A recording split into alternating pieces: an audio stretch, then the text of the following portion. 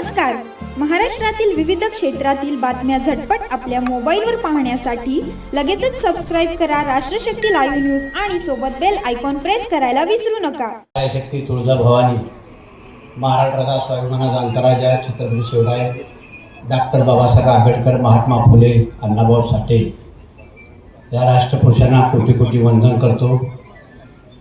आज या व्यासपीठावर उपस्थित असलेले सर्वांना प्रेरणा देणारे आणि शिक्षणाच्या बाबतीत पहिल्यापासून अग्रेसर असलेले आमचे नेते माननीय सुभाषराव माने सर, दुसरे नेते माननीय लक्ष्मण तात्या धनवडे, पांडुरंग परिवाराचे, भारतीय जनता पार्टीचे सर्व नेते, सरपंच नारायणराव देशमुख, माजी पंचायत समिती सदस्य औदुंबर तात्या मेटकरी, ज्यांनी ही खरा कार्यक्रम घडवून आणला आणि ज्या कार्यक्रमासाठी ह्यांनी खरंच कष्ट घेतलं.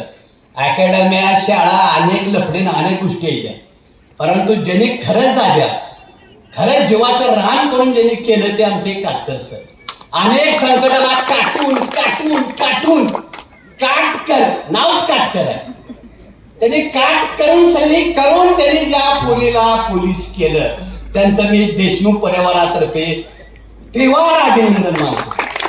माझ्या सर्व परिवारातर्फे आमचे बंधू आहेत पोलीस, फौजदार, जे आरोपी कुणाला घावत नव्हता त्याची केस आमच्या पोलिसाकडे असायची.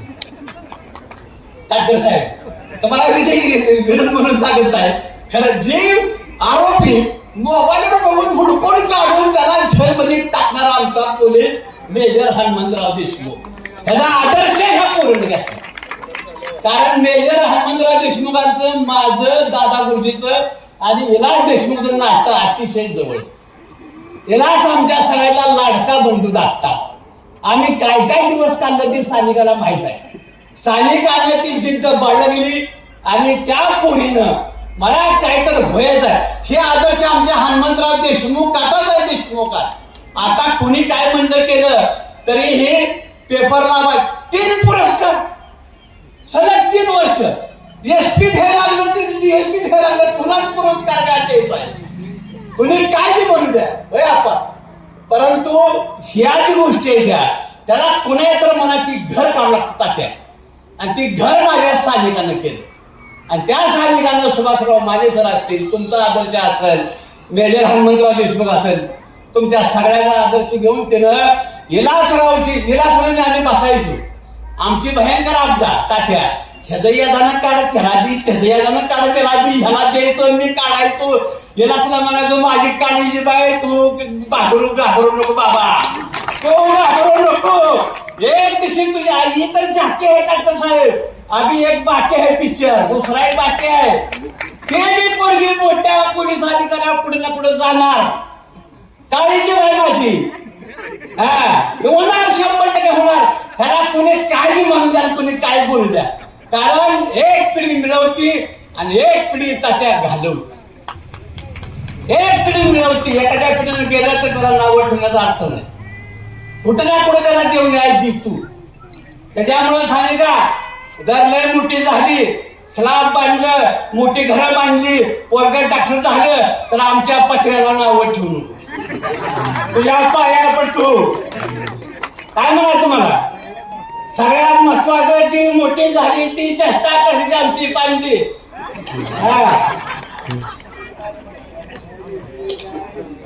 काटकर साहेब, बाबासाहेब आंबेडकर म्हणायचे शिकलेली मोठे लोक सगळ्यात धोकादायक आहेत. आमच्या शिकलेले लोक आम्हाला धोका देते, काय मारता येत नाही, हाणता येत नाही, काय करता येत नाही, कारण त्यांना पूर्व इतिहास माहिती नाही.